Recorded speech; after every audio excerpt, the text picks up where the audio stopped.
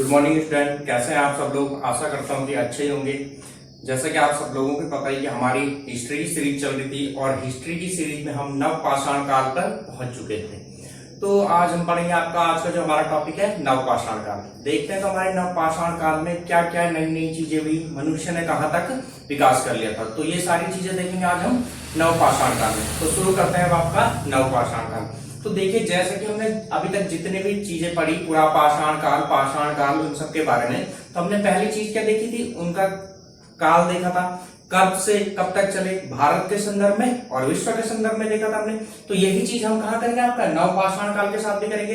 तो देखते हैं पहले नवपाषाण काल का कब से कब तक चल रहा आपका, ठीक है। तो जो आपका नवपाषाण काल है, अगर विश्व के संदर्भ में बात करें नवपाषाण काल की, तो इसकी शुरुआत होती है आपकी 9000 ईस्वी पूर्व से। कब से होती है विश्व के संदर्भ में पूरा पाषाण काल की नवपाषाण काल की शुरुआत होती है आपकी 9000 ईस्वी पूर्व से, ठीक है। क्या कहा हमने, विश्व के संदर्भ में नवपाषाण काल की शुरुआत होती है आपकी 9000 ईस्वी पूर्व से, ठीक है। अब जैसे कि आपको पता ही कि पूरी दुनिया में भी मानव सभ्यता की शुरुआत सबसे पहले आपकी अफ्रीका में हुई थी। तो जो आपका सबसे पहले नवपाषाण कालीन स्थल, जिसकी की आपकी कितनी बताई कि आपका समय 9000 ईस्वी पूर्व बताया गया, वो भी कहाँ मिला था, आपका अफ्रीका में मिला था, ठीक है। अब अगर हम भारत के संदर्भ में बात करें, तो भारत के संदर्भ में जो नवपाषाण काल की शुरुआत मानी जाती है, वो कब से मानी जाती है, आपकी 7000 ईस्वी पूर्व से। भारत के संदर्भ में नवपाषाण काल की शुरुआत मानी जाती है आपकी 7000 ईस्वी पूर्व से, ठीक है। कब से मानी जाती है, आपकी 7000 ईस्वी पूर्व से। और ये जो सबसे पहला स्थल मिला था, जो कि 7000 ईस्वी पूर्व मिला था, ये कहाँ मिला था, भारत में मेहरगढ़ नामक स्थान है, ठीक है। कौन सा स्थान है आपका, मेहरगढ़ नामक स्थान है। और ये कहाँ है, आपका बलूचिस्तान में है, पाकिस्तान वाला है ना, जो आपका बलूचिस्तान जो वर्तमान में कहा आपका पाकिस्तान में, वहां क्या मिली आपको, ठीक है। सबसे पहले नवपाषाण कालीन बस्ती मिली थी भारत में, कब, 7000 ईस्वी पूर्व में, ठीक है। और जो आपसे कई बार पूछा जाता है कि आपका जो मेहरगढ़ है कौन सी नदी के तट पर स्थित है, आपकी बोलन नदी के तट पर स्थित है। कहाँ है आपका मेहरगढ़ स्थित, बलूचिस्तान में। बलूचिस्तान में भी कहाँ, मेहर नदी के, बोलन नदी के तट पर स्थित है, ठीक है। इतनी बात समझ में आई। अच्छा, एक अगला क्वेश्चन पूछा जाता है आपका, जो आपका क्या है, ये मेहरगढ़ आपके सोची मैदान में स्थित है, ठीक है। कौन से मैदान में स्थित, आपका सोची मैदान, ठीक है। क्या कहा मैंने आपको, बलूचिस्तान में बहती आपकी बोलन नदी के किनारे आपका सोची मैदान, जिसमें क्या स्थित है, आपका मेहरगढ़ स्थित है। इतनी बात समझ में आई। अच्छा देखो, अगर आपसे एक क्वेश्चन पूछा जाता है, यहाँ से कई बार अक्सर पेपरों में आ भी जाता है, ठीक है। आपसे पूछा जाता है कि ठीक है, भारत और विश्व के संदर्भ में नवपाषाण काल की शुरुआत 9000 ईस्वी पूर्व से हुई, तो क्या ये बात सही होगी, नहीं, क्योंकि भारत के संदर्भ में नवपाषाण काल की शुरुआत आपकी कब से हुई थी, 7000 ईस्वी पूर्व से। और जो सबसे पहला नवपाषाण कालीन स्थल मिला है भारत में अभी तक, वो कौन सा है, आपका मेहरगढ़, जो कि कहाँ है, आपका बलूचिस्तान में, बोलन नदी के तट पर और सोची मैदान में। अच्छा, जो आपका एक चीज आपको एडिशनल बता दूं, जो आपका सोची मैदान है पाकिस्तान में, बोलन नदी के तट पर, इसे क्या कहा जाता है, ब्रेड बास्केट ऑफ बलूचिस्तान भी कहा जाता है, ठीक है। आपसे कई बार पूछ लेता है कि जो आपका ब्रेड बास्केट ऑफ पाकिस्तान किसे कहा जाता है, तो किसे कहा जाता है, आपका सोची के मैदान को कहा जाता है, ठीक है। अब जो आपकी दूसरी सबसे इंपॉर्टेंट बात आती है, वो क्या है आपकी, जो हमारा नवपाषाण कालीन समाज था, वह सबसे पहला खाद्य उत्पादक और पशुपालक समाज था, ठीक है। जो हमारा क्या था, नवपाषाण कालीन समाज था, वो सबसे पहला खाद्य उत्पादक और पशुपालक समाज था। आपसे अगर क्वेश्चन पूछा जाता है कि सबसे पहला खाद्य उत्पादक और पशुपालक समाज क्या था आपका, तो कौन था, आपका नवपाषाण कालीन समाज था, ठीक है। देखो, आपको जैसे कि पता है, सब पूरा पाषाण काल से हमारा शिकार वाला पेशा चलता आ रहा था, शिकार और कंदमूल वगैरह एकत्रित करना। फिर उसके बाद क्या जुड़ा आपका, एक नया पेशा क्या जुड़ा था, आपका पशुपालन जुड़ा था, है ना, आपके पाषाण काल में, ठीक है। मध्य पाषाण काल में आपका क्या जुड़ गया था, पशुपालन जुड़ गया था। अब देखो, नवपाषाण काल में धीरे धीरे इंसान ने क्या किया, खेती करने लग गया, ठीक है ना, खेती करने लग गया। तो देखो आपका कैसे विकास हुआ, सबसे पहले पूरा पाषाण काल में शिकार वगैरह और कंदमूल वगैरह एकत्रित करना, ठीक है। मध्य पाषाण काल में क्या किया, मनुष्य ने जानवरों को पालना शुरू कर दिया। और नवपाषाण काल में क्या हो गया, आपका इंसान खेती करने लग गया। तो इसीलिए जो आपका क्या है, हमारा नवपाषाण कालीन समाज है, इसे सबसे पहला खाद्य उत्पादक और पशुपालक समाज भी कहा जाता है। अब बात करते हैं नवपाषाण कालीन स्थल की। कहाँ, भारत के संदर्भ में बात कर रहे हैं हम कि भारत में नवपाषाण कालीन स्थल कहाँ कहाँ मिले और उन स्थलों की विशेषता क्या क्या है। तो देखो, सबसे पहले तो मैं आपको बता ही चुका हूँ, जो भारत का सबसे पहले नवपाषाण कालीन स्थल था वो कौन सा था, हमारा मेहरगढ़ था, ठीक है। अब देखते हैं मेहरगढ़ की विशेषताएं, देखते हैं मेहरगढ़ में क्या क्या थी। ठीक है, अच्छा देखो मेहरगढ़ में लोग क्या क्या करते थे, शुरू से ही आपके क्या उपजाना जानते थे, गेहूं व जौ उपजाते थे। ठीक है, आपसे पूछा जाता है कि मेहरगढ़ के लोग शुरुआत से ही गेहूं व जौ उपजाते थे, क्या ये बात सही है? बिल्कुल सही बात है। कई बार आपसे ये क्वेश्चन कैसे करके आता है कि मेहरगढ़ के लोग निम्न खाद्य चीजों से परिचित थे, तो आपके पास दे देगा जौ, गेहूं, मटर, बाकी सारी चीजें दे देगा, तो आपको क्या मानना होगा वहां पे, गेहूं और जौ। ठीक है, आपको आपने दिए होंगे एग्जाम तो आपको पता होगा किस टाइप के क्वेश्चन बनते हैं, आपसे पूछा जाता है। ठीक है, निम्न स्थल के लोग इन चीजों से परिचित थे या नहीं, आपसे इसी तरह का क्वेश्चन आएगा कि मेहरगढ़ के लोग निम्न में से किन किन चीजों में से परिचित थे। ऑप्शन 1 दे देगा आपके पास गेहूं जौ, ऑप्शन 2 दे देगा गेहूं जौ मटर, ऐसी बाकी चीजें दे देगा। तो आपको क्या पता होना चाहिए, जो मेहरगढ़ के लोग थे वो क्या था, आपके गेहूं और जौ से परिचित थे। ठीक है ना, क्या उपजाते थे आपके शुरुआत से, गेहूं और जौ उपजाते थे। अच्छा देखो अब जो यहाँ पशु कौन कौन से पालने की शुरुआत की आपने, ठीक है, क्योंकि सब भारत में सबसे पहले पशुपालन की जो मिली थी वो कहाँ मिली थी आपकी, वो हम आगे पढ़ेंगे, लेकिन जो उत्पादक वो था, जो भारत का सबसे पहले नवपाषाण कालीन स्थल था वो कौन सा था आपका, मेहरगढ़ था। तो इसीलिए देखो मेहरगढ़ के लोग कौन कौन से जानवर पालते थे, तो आपको क्या क्या पालते हो, ठीक है, गाय, भेड़ और बकरी। ठीक है, मेहरगढ़ के लोग शुरुआत में क्या चीजें पालते थे, गाय, भेड़ और बकरी। अच्छा मैं आपको एक चीज और बता दूं, शुरुआत में तब क्या थी आपकी, जो भेड़ बकरियों की संख्या थी वो गायों से अधिक थी। ठीक है, मेहरगढ़ में क्या था आपका, शुरुआत में भेड़ बकरियों की संख्या गायों से अधिक थी, लेकिन बाद में क्या हुआ, धीरे धीरे करके, ठीक है, गायों की संख्या भेड़ और बकरियों से अधिक हो गई। ठीक है, मैंने आपको क्या कहा, शुरुआत में तो क्या थी, जो भेड़ और बकरियों की संख्या थी वो क्या थी आपकी, गायों से अधिक थी, लेकिन बाद में धीरे धीरे करके गायों की संख्या भेड़ और बकरियों से अधिक होगी। तो ये भी क्या आपकी खास बात है। ठीक है, अच्छा जो तीसरी अगली चीज मिलती है यहाँ पे, जो आपका ये सोची का मैदान है ना, जो आपका कहाँ है, बोलन नदी के तट पर स्थित है सोची का मैदान, जो आपका कहाँ है, सोची का मैदान बोलन नदी के तट पर स्थित है। यहीं से धीरे धीरे करके आपके कृषि का कार्य कहाँ तक फैल गया, आपके सिंधु घाटी नदी के मैदानों तक फैल गया। ठीक है, आगे आपके ऑप्शन में कहां फैल गया, आपके जो आपके क्या था, सोची नदी का मैदान, सोची नदी के मैदान से कृषि कार्य धीरे धीरे करके आपका कहां तक फैल गया, सिंधु घाटी नदी के मैदानों तक भी फैल गया। अर्थात अगर आपसे पूछा जाए कि सिंधु घाटी नदी में ये लोगों ने कृषि कार्य कहां से सीखा, तो आप क्या कहोगे, मेहरगढ़ के लोगों से। ठीक है ना, मेहरगढ़ के लोगों से, सोची के मैदान के लोगों से सीखा। ठीक है, तो यह आपका क्वेश्चन बन सकता है। अब अगली चीज आती है, देखो ये मैंने आपका लिखा हुआ आपका, ठीक है ना, सिंधु घाटी के क्षेत्रों में कृषि का विस्तार हुआ, कहां से हुआ आपका, सोची के मैदान से। ठीक है, तो सोची के मैदान से सिंधु नदी घाटी के मैदानों में कृषि का विस्तार हुआ। अच्छा अब देखिए अगली चीज आती है आपकी, सिंधु की एक सहायक नदी है हाकरा। ये क्वेश्चन में आपसे कई बार पूछा गया है कि निम्न में से कौन सी सिंधु की सहायक नदी है, तो कौन सी आपकी सिंधु की सहायक नदी, हाकरा। ठीक है, सिंधु की सहायक नदी कौन सी है आपकी, हाकरा। तो जो है हमारी सिंधु की सहायक नदी है हाकरा, इसमें लगभग 47 के आसपास नवपाषाण कालीन स्थल मिले हैं। ठीक है, कितने स्थल मिले हैं आपके, 47 के आसपास नवपाषाण कालीन स्थल मिले हैं। कहां से मिले आपके, हाकरा, जो कि क्या आपकी सिंधु नदी की सहायक नदी है।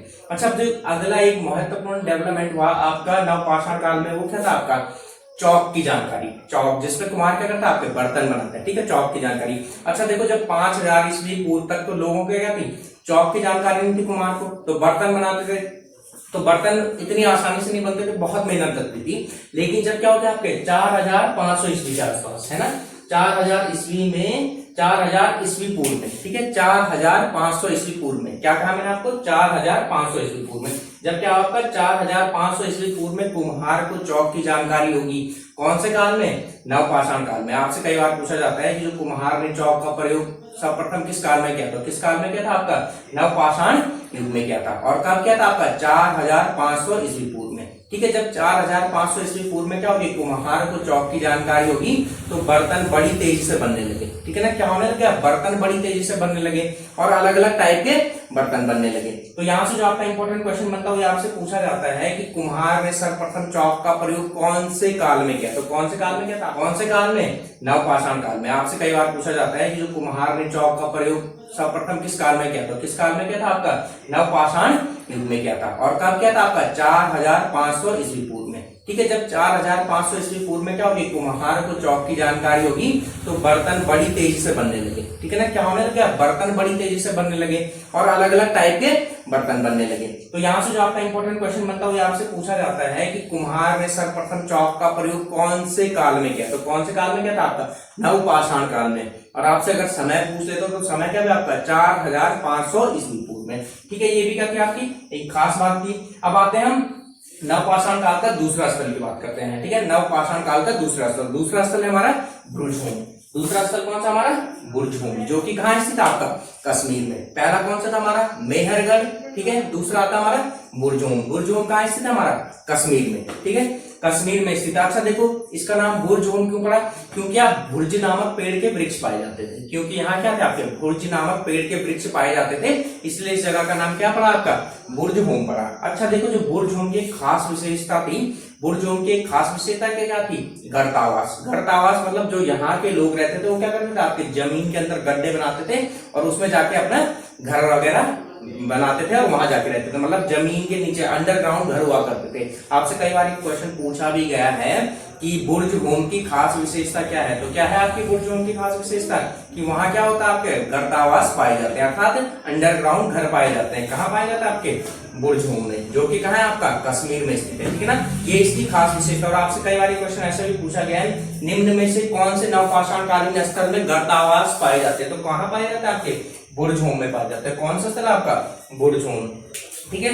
अच्छा देखो, जो यहाँ के लोग थे वो मुख्यतः कहाँ रहते थे, आपके झीलों के किनारे रहते थे। ठीक है, कहाँ रहते थे आपके झीलों के किनारे, जमीन के अंदर घर बनाकर रहते थे। और ये क्या करते थे, झील के किनारे रहते तो ऑब्वियसली क्या करते थे, आपके मछली वगैरह का शिकार करते थे और साथ ही साथ क्या करते थे, आपका थोड़ा बहुत मात्रा में कृषि भी करते थे। इसीलिए तो क्या है आपका नवपाषाण कालीन स्थल है। ठीक है ना, क्या करते थे आपका ये झीलों के किनारे गड्ढे बनाकर रहते थे, यानी अंडरग्राउंड घर बनाकर रहते थे। और क्या करते थे, आपका शिकार और मछली पकड़ते थे और साथ ही साथ क्या करते थे, आपका कृषि काम भी करते थे। अच्छा देखो, जो दूसरी खास विशेषता थी आपकी बुर्जहोम की, वो क्या है, बुर्जहोम के लोग क्या करते थे उस टाइम में, धूसर मृदु भांडों का प्रयोग क्या करते थे, बुर्जहोम के लोग धूसर मृदु भांडों का प्रयोग। अब ये धूसर क्या होता है आपके, जैसे आपने देखा जो मिट्टी के कलर के मृदु भांड होते हैं ना, उनका प्रयोग करते थे, है ना। तो जो आपकी बुर्जहोम की दूसरी खास विशेषता आती है वो क्या थी, कि बुर्जहोम के लोग धूसर मृदु भांडों का प्रयोग करते थे। और एक और खास विशेषता जो भारत में कहीं भी देखने को नहीं मिलती है वो क्या है आपकी बुर्जहोम की, कि बुर्जहोम में कुत्तों को, ठीक है ना, बुर्जहोम में कुत्तों को उनके मालिकों के साथ उनकी कब्र में दफनाया गया था। क्या कहा मैंने आपका, बुर्जहोम की खास विशेषता क्या है आपकी, कि बुर्जहोम में कुत्तों को उनकी मालिकों के साथ उनकी कब्र में दफनाया गया था, जो कि पूरे भारत में किसी भी नवपाषाण कालीन स्थल में ऐसी व्यवस्था देखने को नहीं मिलती है कि जब इंसान मर गया तो उसके साथ उसके कुत्ते को भी उसकी कब्र में दफना दिया जाए। तो ये क्या थे हमारे, अभी हमने आज 2 इंपॉर्टेंट नवपाषाण कालीन स्थल पढ़े। अभी आपके बहुत 2-4 और इंपॉर्टेंट नवपाषाण कालीन स्थल जो आपके अक्सर पेपरों में पूछे जाते हैं। उसके बाद हम देखेंगे नवपाषाण कालीन औजार। तो एक बार मैं आपको रिवाइज कर देता हूँ, हमने नवपाषाण काल में क्या क्या पढ़ा। देखो, नवपाषाण काल में सबसे पहले हमने पढ़ा कि नवपाषाण काल की शुरुआत कब हुई थी। तो नवपाषाण काल की शुरुआत आपकी कब मानी जाती है, विश्व के संदर्भ में 9000 ईस्वी पूर्व से मानी जाती है। ठीक है, अगर भारत के संदर्भ में बात करें तो भारत के संदर्भ में आपकी नवपाषाण काल की शुरुआत कब से होती है, आपकी 7000 ईस्वी पूर्व से। और कौन से स्थल से मानी जाती है, मेहरगढ़, जो कि कहाँ है आपके बलूचिस्तान। ठीक है, बलूचिस्तान में बोलन नदी के किनारे एक कौन सा मैदान आपका, सोची मैदान, वहां पाया था आपका। ठीक है ना, तो अगर आपसे क्वेश्चन भी बता दिया मैंने किस टाइप से पूछा जाता है। अगले मैंने आपको बताए थे कि जो हमारा क्या था नवपाषाण कालीन समाज था, वो पहला क्या था, जो हमारा नवपाषाण कालीन समाज था वो पहला हमारा क्या था, खाद्य उत्पादक और पशुपालक समाज। क्या था, खाद्य उत्पादक और पशुपालक समाज। देखो, जिन चीजों पे मैं इतना जोर देके दे रहा हूँ वही चीज आपसे पेपरों में पूछी जाती है, इसलिए आप उन चीजों को ध्यान से करें, नोट करें। ठीक है ना। अच्छा, दूसरी चीज आती है, अब हमने क्या नवपाषाण कालीन स्थलों की बात, तो पहला तो मैं आपको बता ही चुका हूँ मेहरगढ़। तो मैंने आपको क्या बताया, यहाँ पे खास बात की थी आपके मेहरगढ़ में, मेहरगढ़ के लोग शुरुआत से ही गेहूं और जौ से परिचित थे। और क्वेश्चन कैसे पूछा जाता है मैंने आपको बता दिया, इस तरीके से पूछा जाएगा कि मेहरगढ़ के लोग निम्न में से किस खाद्य वस्तु से परिचित थे। तो कौन कौन से थे, आपका गेहूं और जौ से। ठीक है ना। अच्छा देखो, जो दूसरी खास बात है कि आपकी मेहरगढ़ में, मैं आपको एक बार बताना भूल गया था, जो मेहरगढ़ में क्या थी, अन्नागार थे। अन्नागार, अब देखो समाज क्या होने लग गया, धीरे धीरे करके आपका विकसित होने लग गया और क्या करने लग गया, भोजन वगैरह खाद्यान्न उपजाने लग गया। अब जब खाद्यान्न उपजा रहा था तो उनको स्टोर करने के लिए भी कुछ जगह चाहिए होगी, है ना। तो जो आपका जो मेहरगढ़ में जो क्या मिले आपके अन्नागार मिले। वो कैसे बने होते थे आपके, कच्ची ईंटों के बने होते थे, है ना।